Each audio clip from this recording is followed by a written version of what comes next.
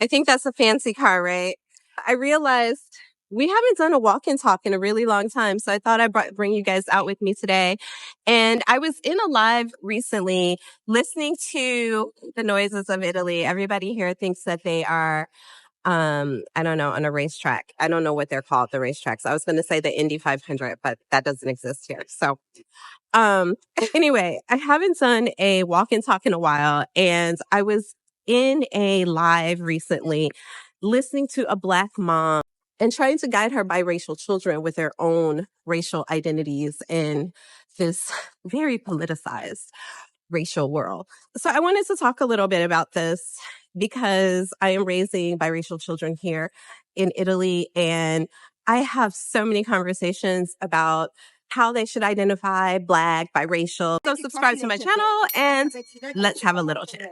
So I find this interesting because here in Italy, I do encounter Black women, mostly from Africa, who are raising biracial children, and they are very adamant for most part in general, in their children being able to identify as half white. It's literally something that they feel like is their birthright. Now, even if these children are phenotypically Black, a lot of mothers here teach their children that they are biracial, meaning they're not just Black, they're also this other thing.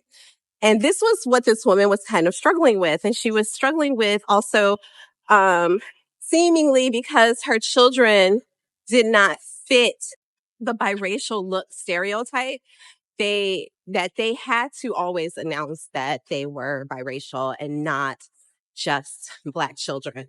So I have so many opinions on this because I do not teach my children they are biracial. I teach them that they are Black because they are. And they're phenotypically Black. They are Black kids. And they happen to have a white father. My partner also understands he has Black children. So I do feel like a lot of times Black women, and this woman actually in this live was talking about how her mother is the one who basically instilled a lot of anti-Blackness in her because she was darker skinned. And ultimately, she never felt that her mother didn't teach her she was beautiful, didn't teach her to have pride in her beauty and her look and her skin. And so it's interesting that she ended up marrying a white man. So I think like if you haven't started to deconstruct some of your own internalized biases associated with being Blackness, whatever, I don't know that you should start interracial dating until you do that, because it's harder to do that inside of like white people's worlds and culture, because you'll find yourself slipping back into your own issues, being in a relationship that is not balanced, in the sense that you also are seeing yourself in some sort of inferior role, even in that relationship. So I would not venture into an interracial relationship until you've started deconstructing these issues, because the likelihood that you're going to find a partner who has, a white partner who has been on that journey before you met them is unlikely. So you need to root out all of that whiteness that might show up in your relationship from the start. If you have not deconstructed anti-Blackness in your own body, then you're not going to do that in a relationship. So this woman basically is having the struggle because she also feels like Black communities don't accept her children because they're not Black enough. That in and of itself, coming from a Black woman, to me, just lets me know that she is actually contributing to those type of biracial children who see themselves differently in some way, that they're not accepted. And I think the first lesson for your children is to let them know that having your Blackness questioned is simply part of being Black, period. I've had my Blackness questioned. I've had my children, not just my new children, but even my older son has had his Blackness questioned. So, I mean, not to mention colorism, not to mention featureism, not to mention texturism. You know, there's so many things that you get hit with within the Black community because most of us have not deconstructed our own anti-Blackness and our own relationship issues with Blackness and whiteness and all of those things. It's impossible to always get it right and to always understand. And now that we have all of these, like, I'm Black, but white presenting, I'm this, but that presenting, it's fine. You know, we continue to need these labels. Those Amish biracial podcast girls, how their critique on Black beauty went over because they don't know what they're talking about. And they have a white mother and a Black father who are basically teaching them this ideology about Black women because they don't know any Black women. What Black women do they know? They're not, they can't even be Black women because they don't even know anything about Black women. They can't be Black women, even though their phenotype, anything, they might look like they're Black women, but they're not. So just, you know, it's not even a matter of skin tone. It's not a matter of anything. But if we're not giving our children this information and teaching them how Blackness has affected all of us, and it's just a matter of being honest. Children, despite what you think, they get it. They see it. I mean, my children, I know without them having told me that they experience colorism.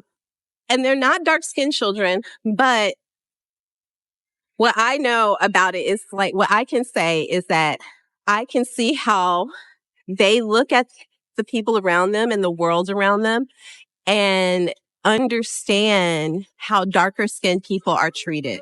So it's my job to make sure that they understand that that treatment is not okay.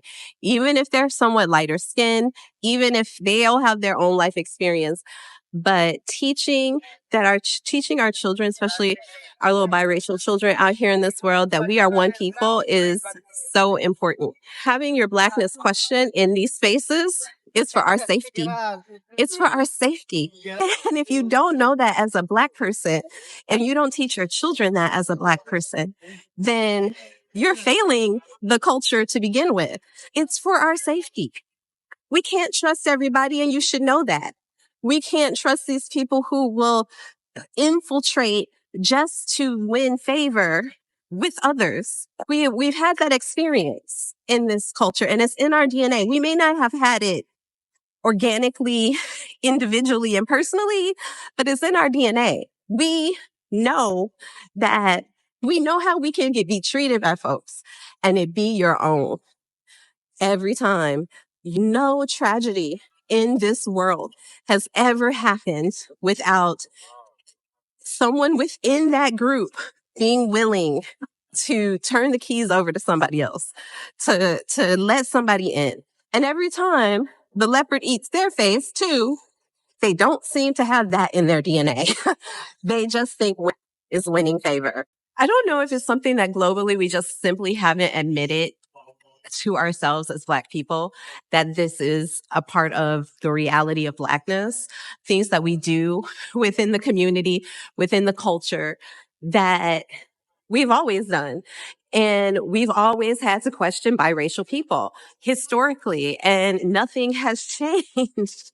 And if you are going into these relationships, right, and you really just have just fallen in love with somebody who happens to be a white person, you should be ready to tackle those conversations and that reality with your kids, especially if you really want them to be a part of a Black community. That's something that they need to understand. Otherwise, you all are crying over just what is needed what is needed simply because of the society social structures that we're in. It's just needed. We do that.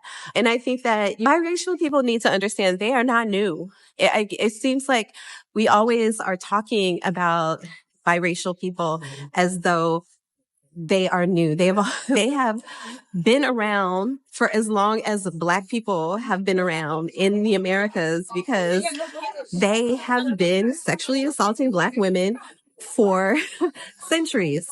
And these Black children, these biracial children existed. So there is standards already, these things that, of course, a lot of it is associated with racism, but almost every label that we have, every thing that we have done, every way we have been shaped has also been shaped around racist ideologies and expectations.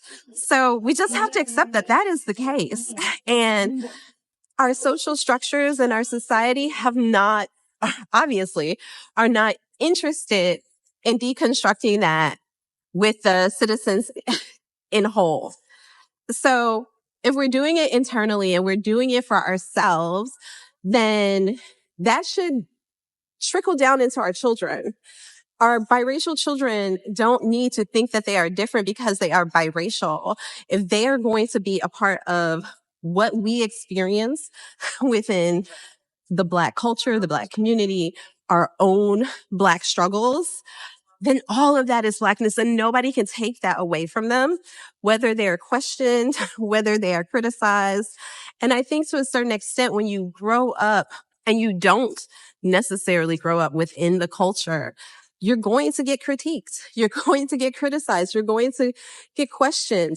And I think that we all have to accept it is a normal thing that we do. We have all been questioned in respect to our Blackness, especially, I mean, Black women are always questioned, especially if you're in biracial relationships. Somehow Black men don't get the same questions to the same depths that a lot of Black women do, but we all get questioned all the time. And I know it is annoying and frustrating, but it's actually necessary for the betterment of everybody sometimes, because as Black folks, we have almost always invited people to the cookouts. Just a little flavor, a little niceness, you get invited to the cookouts. And I think that's stopping because we have been burned so many times as a community, as a grander culture, and had nobody there to support us when, look at the election. All of the people of color who basically knew that this man would be coming after so many people's rights, and like most of this would hurt Black people, women, all of these things, but they didn't care.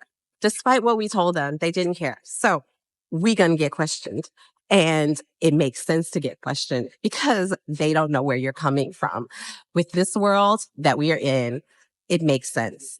And I think that as far as my children and how I would want them to identify, I want them to identify within the reality of their world. I can't even imagine somebody gonna tell me that my children were biracial, Black presenting. I was like, do you not hear how stupid you sound? I do not want my children going around a bunch of Black folks talking about I'm Black presenting. This is why you get questioned. You teach your children to say shit like that in the world. What kind of Black mama am I? And you Black presenting? You better present. Oh my goodness. That would obviously, she triggered me because I was like, you crazy. Because she's like, my daughter is white presenting. You got a white child, that's fine. But like, and I get it. I told her, and what I keep trying to explain is that all of these things that we say and these interesting labels that we create are to validate us within whiteness. Why the hell would my children talk about I'm Black presenting? If that made sense coming out, and this was a Black woman who said this, like if that made sense coming out of your mouth to you, you are a problem. And that is why we get questioned because Girl, you gonna have your children saying that out loud around Black folks. You don't know no Black folks then, do you? These are things that let Black people know that you are not in the culture. You're not like us, because nobody is saying these things with any sort of seriousness at all. Black person, what is that? So I think that when we are we are talking to our children about their identity, we got to check ourselves, because a lot of what people think is progressive, they think is inclusive, just sounds ridiculous if you are a Black person who understands Black culture and understands Black community and wants your biracial children to understand that as well. That's up to you. And it's not about what society wants them to say. And I know it's hard.